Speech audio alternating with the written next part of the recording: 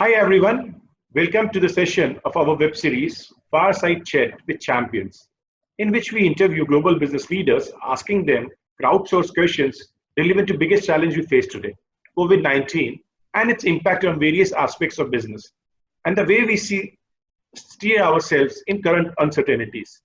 Today we have a very special guest with us, Bian Li.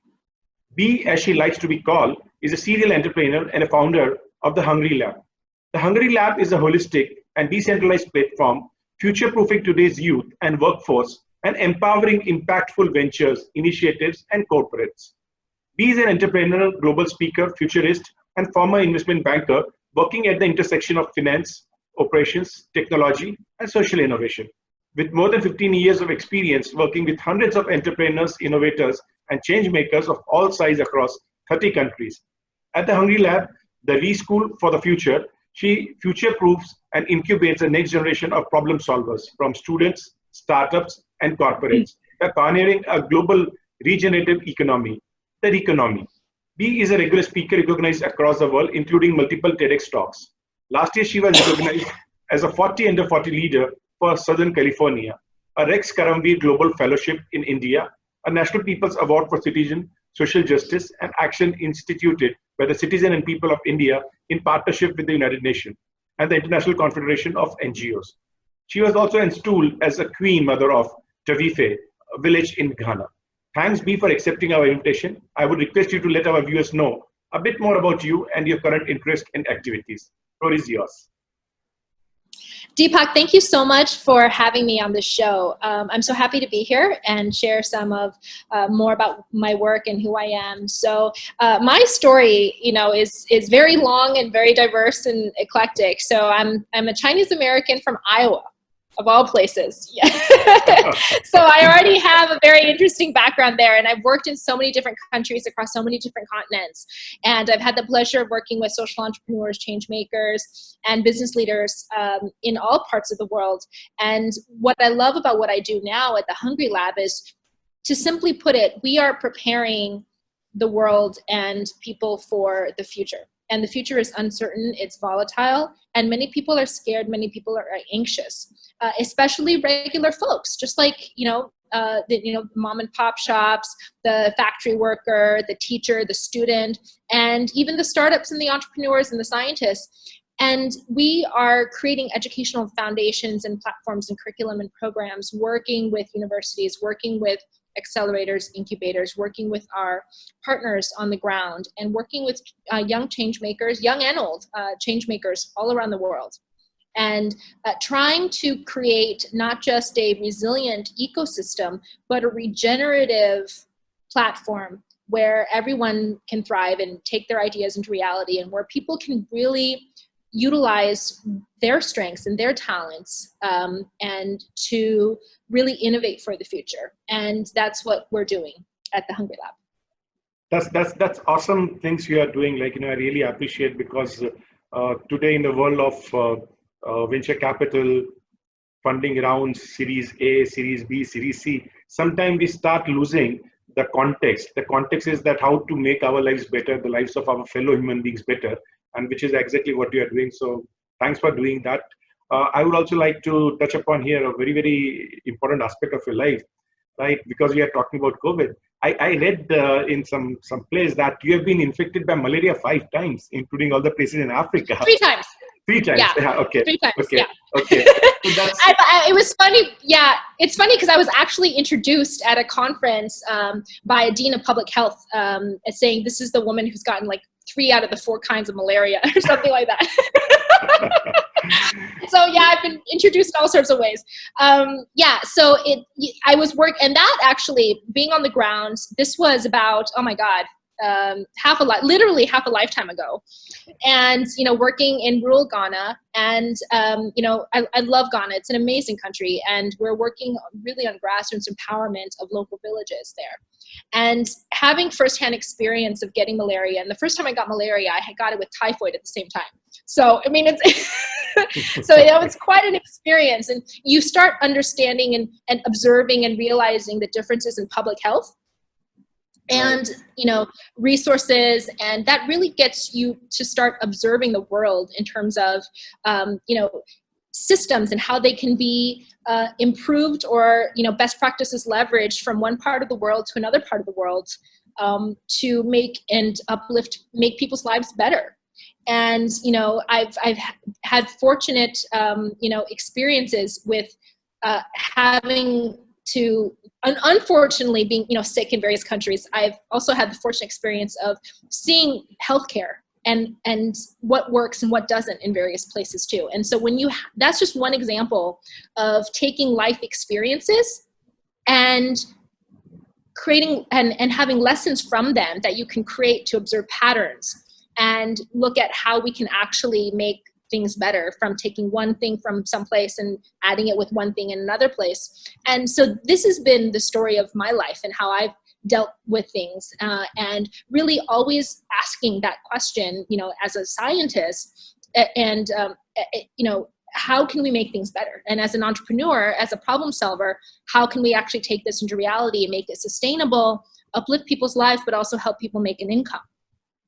Right. And that is always been that drive. And I think I would credit my global background, my diverse experiences working on all levels of the economic stratosphere. I've worked with, heads of state in a previous job, billionaires. I've worked with smallholder Kenyan farmers, in the field, and everybody in between. And so it helps you develop a perspective, a very wide and curious, open perspective that many people who may just have been in one silo in one career trajectory may not have. And so we need all different kinds of perspectives. No, you are and to very ask lucky. those questions.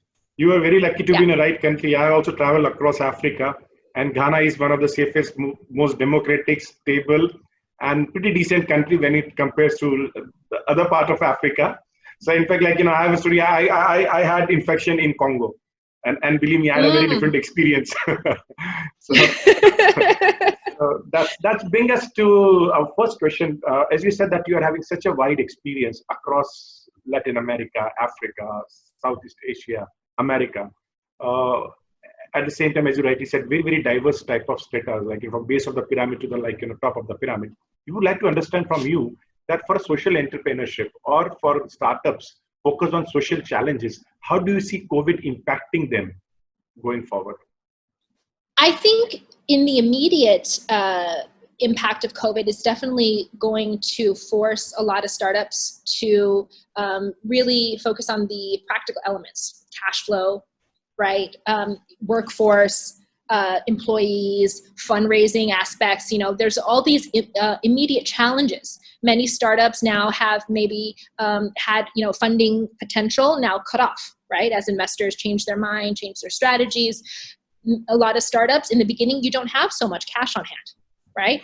So what do? But I think once we cross that hurdle, COVID is unleashing a blank slate for new disruption, creativity. I mean, for us to create a new normal, because what the normal that we had got us into trouble, right? And that's what got us into this situation in the first place. So there are a lot of opportunities here where people can innovate and come up with new solutions. And they say necessity is the mother of invention, right? And so we're already starting to see a lot of new creative solutions for these problems. I had the privilege of being a mentor and judge for one of the largest global hackathons for COVID. And it was sponsored by the Estonian government, and it was a cross collaboration in many countries. And we had hundreds of teams from all over the world.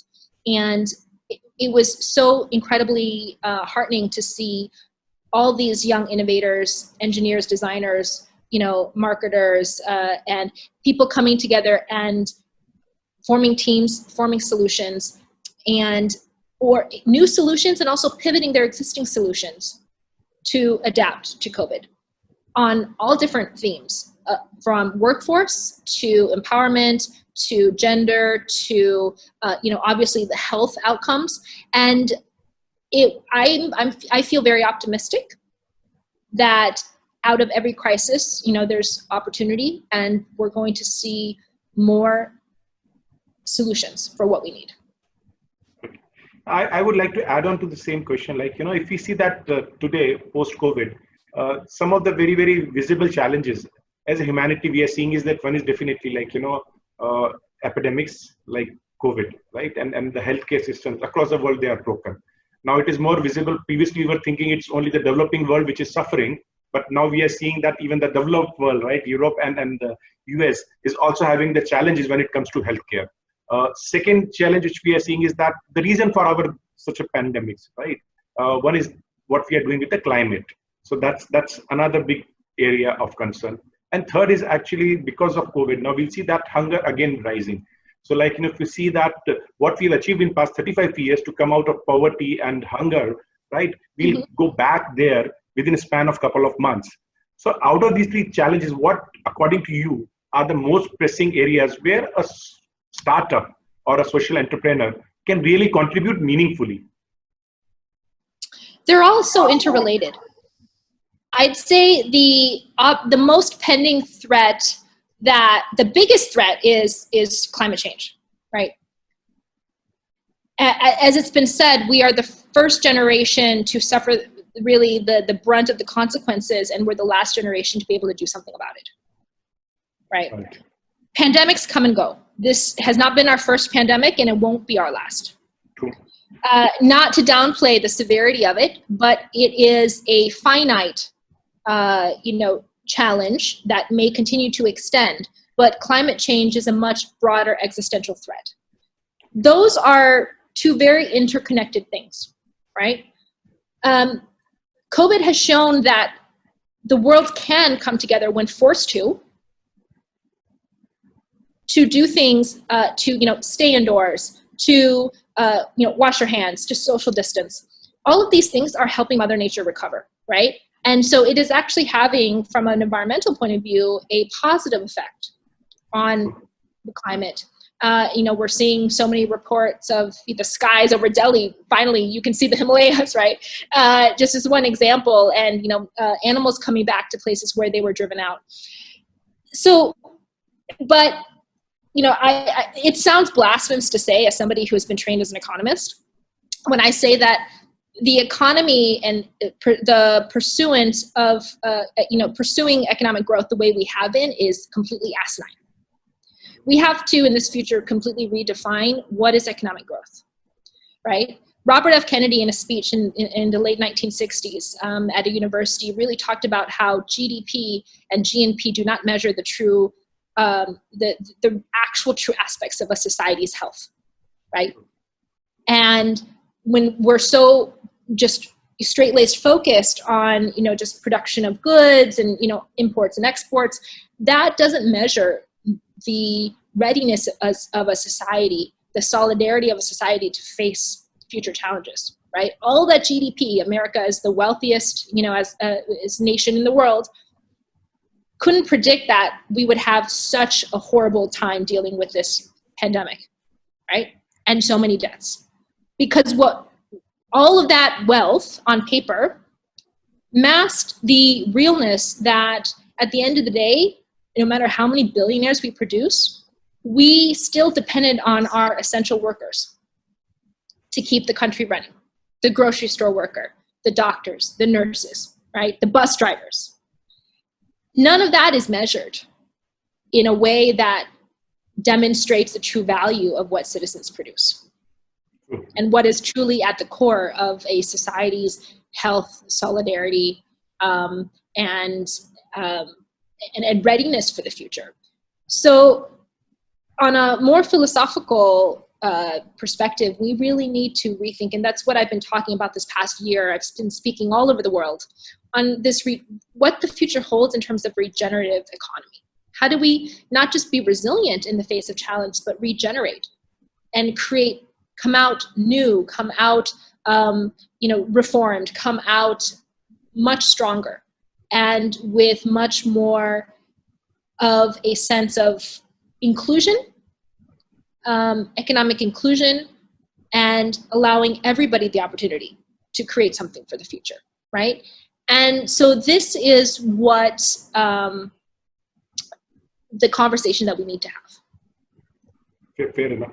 So now that's bringing us to a little bit of wider. Let's broaden our perspective, because not just the startup, you also work very closely with the corporates and trying to humanize them. So my next question is that, like, in the COVID, like, there are some part of the economies, for example, which is having more of contact, right? They're going to suffer. So when we talk about airlines or travel tourism industry or restaurants, right? While there are some part of the economy which are having very, very visible green shoot, for example, the digital technology, the Zoom, right? So you're seeing the number of subscribers of Zoom and Meet, they have gone just like skyrocketed. All these things were there, but unfortunately, people were not leveraging it. So according to you, which are the specific sectors in the economy which would be having a faster resilience and bounce back? While which are the sectors where you see that, like, maybe we would just change, we might not fly too much, or like, airlines industry need to actually, like, de-accelerate rather than accelerate, or maybe, like, the social distancing will be there for rest of our lives, so maybe to open a restaurant is not a great idea. So I would like to understand your perspective, which say top three sectors you believe would be having green shoots, and what three sectors would be, like, slowly will just go to the sidelines of the economy?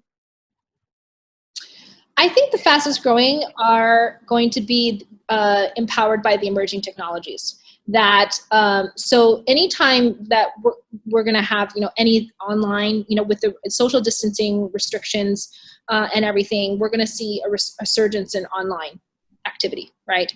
And it's so funny. I was just talking to another colleague where she was saying that in the past her previous job didn't allow her to work from home, and now it's because they said it wouldn't be productive, and now everybody's working from their home and they're having so much more productivity, right? And so it's changing the way how we work. So definitely things like Zoom, conferencing, anything that helps people connect when we have to be apart.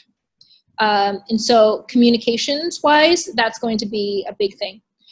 I think for the travel industry, tourism, all of those things, events, sporting events, those things have already taken a hit, and it's going to be seen how long it's going to take for them to recover. And actually, are they going to recover in the same way? And should they recover in the same way, right? We've seen the environmental impact on over-tourism, and many cities had already started putting restrictions, like, for example, Amsterdam, on the number, and Venice, on the number of tourists that can come and all of that. So I think it's a perfect time for us to rethink how, instead of just bouncing back, how we can actually disrupt and change and improve the industry. I think the future tourism, I actually was just on a panel about the future of tourism last week. We're going to see a lot more purpose-based tourism and a lot more conscious tourism. And so which gets me very excited. And so definitely travel, tourism. I think anything that requires a lot of high touch areas that are non-essential. Restaurants, you can argue both ways. I would say restaurants have taken a huge cut, and it is to be seen whether or not they will continue to bounce back at the same way. Human beings, we're social by nature, so we still want that connection. They'll just have to think about different ways of doing it. And so what I feel is really exciting is that, with AI and all of these things, it can help us free us and create more mind space and more heart space for us to be more human in terms of the activities that we pursue. So actually, in terms of education, it's a fast-growing, online education is a fast-growing industry. And more people now are wanting to personalize education, customize their own education outside of traditional schooling. And so what will be interesting is there are so many ed tech companies that are really pushing the boundaries of and advancing the future of education. What remains to be seen is how fast can those mindsets of traditional schools and universities catch on. It's one thing to just put everything online. That's just the first step. The second step is, can we now change the content and what we're teaching to get people prepared? Because the traditional subjects, so much, it's not about what you learn anymore. It's about how you learn, right? And that part is missing, the how you learn. Right. And so and that's what we've really been working with our partners on the ground to really to innovate and create the foundation for how to learn.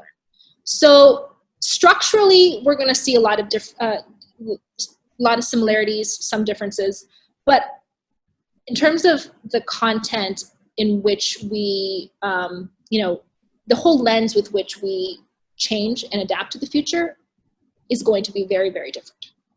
And I think it's going to be for the better. Yeah. I would like to ask something which is very close to me as well, because we work very, very, I'd say that passionately in agriculture domain, and food security, I also believe is going to be one of the challenges, because if you see that what's happening back home in US, right, where because of lack of manpower, the slaughterhouses which is supplying meat are not there. So now more and more Americans are becoming vegetarian by force than the choice. Do you see that agriculture technology is something which we need to focus very, very strongly in case we want to feed the remaining close to 1 billion people, which would be without food going forward? So do you think that agriculture technology, and I think you are also working in advising people on blockchain. I saw your photograph with someone in UAE. I think you're advising related to how to use blockchain there. So do you think that the technology which makes supply chain transparent and fairer, like blockchain, are a way forward in agriculture?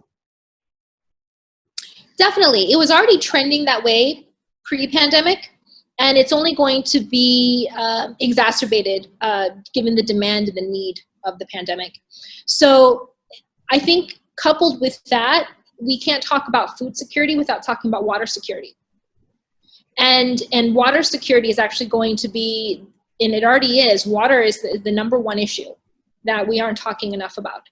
And wars are being fought over it, and it's only going to get worse. For example, one of the largest national security issues that the US doesn't talk about is the fact that by the year 2030, the largest underground aquifer that feeds and nourishes about 2/3 of America's population is going to be tapped out, the Ogallala Aquifer. And that's significant, right? So these are issues that have long been,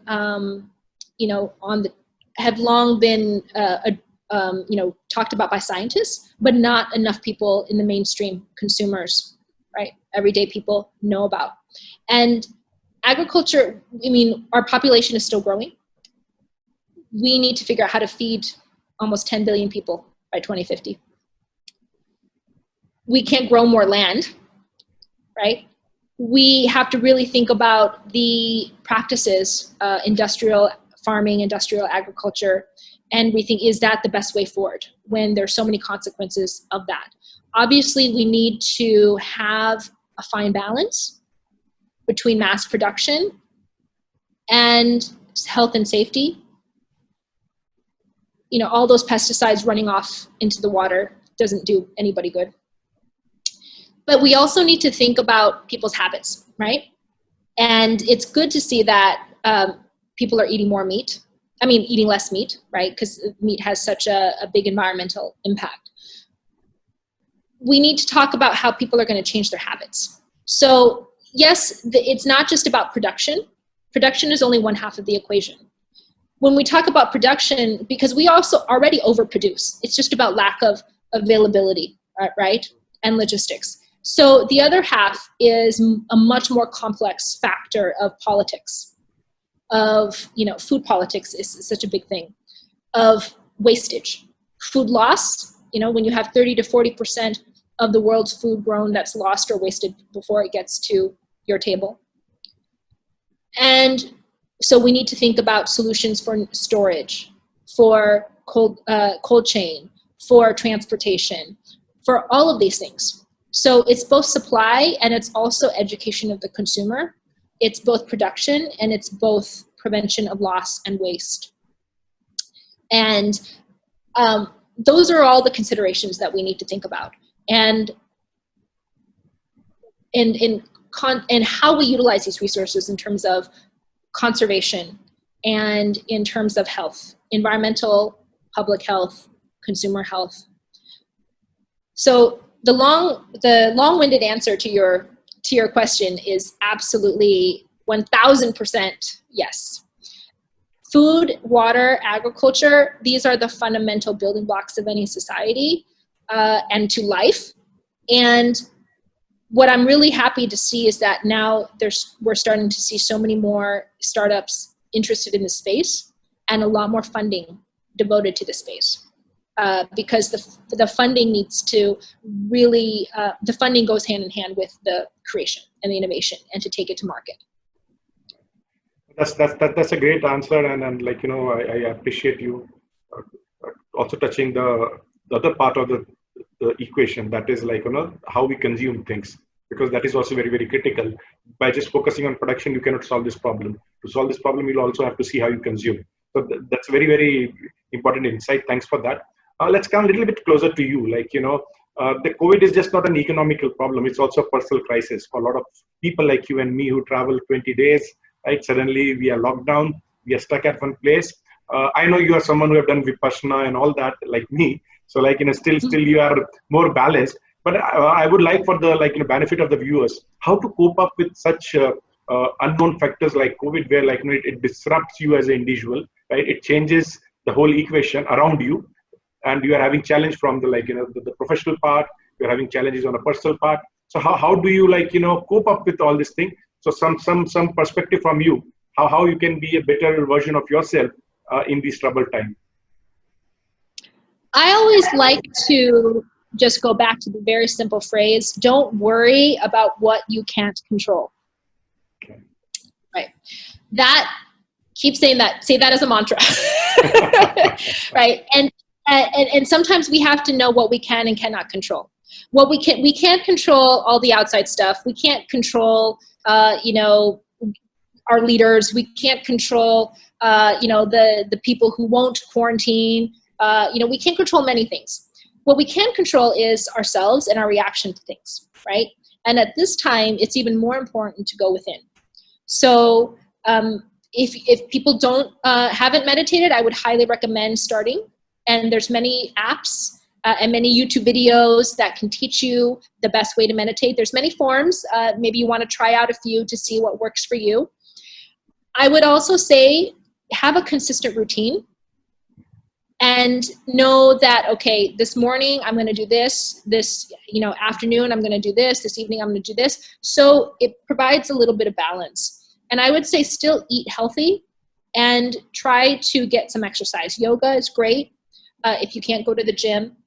And be grateful, right? And I think to start off the day, and to end the day with a gratitude list. Of what are you grateful for, right? We're stuck inside. That's okay, because at least we're not in the hospital, right? We don't have enough food supplies, but that we're grateful that there are still people going to work and providing food and stocking the shelves for us, right? Right. And so all these little things, and just really appreciate what you do have. And so it's very simple: appreciation, gratitude, and breathing. Most people don't breathe properly, right? It took me so long into my adulthood before I, realized that I wasn't breathing properly. And we're not taught to breathe, and it seems so silly and so stupid to say, but most people walk around not breathing enough. And when we're not getting enough oxygen to the brain, it affects our nervous system. It creates more panic. Because, it's a fight or flight response. Your brain thinks you're in fight or flight because you're not getting enough oxygen when you're taking short, shallow breaths. And so it makes you more tense, more anxious for no reason. Long, deep breaths. Always great to calm you down. I do pranayama every morning. And I think it's a very helpful practice to get into. And there's, go on YouTube and there's so many people teaching pranayama. And so I think just small things and do something that you love, and don't put too much pressure on you to be productive, right? We see all these people saying, oh, it's a great time to be creating your next creative genius work and, all of that stuff. And yes, while you can, that's amazing if you do. It's okay that also if you don't, right? It's okay to take a nap during the day. It's okay today to take the day off. It's okay. We're all on different timelines. We're all adjusting and navigating this unknown. And so chill, right? Practice your self-care and really take time to take care of yourself first, right? You can't do anything without your physical body, your mental wellness. And it's important, if you just want to spend the whole day, watching movies, go ahead, right? If that's what helps you, do it, right? Don't feel guilty about it. Sure. So I think this is forcing everybody to slow down a little bit and make us appreciate what we used to take for granted, and allow us more time to have those critical conversations with ourselves, because most people don't talk to themselves as much as they should. And getting to know yourself. And I think that's really important. And sometimes that may be hard, right? Not all people like the company they keep, right? And I think it's a perfect opportunity to get to know yourself better. That's awesome advice for those who want to come out of the stress which all the things around them is putting them into. So thanks for this awesome answer. That brings us towards the last section of this discussion.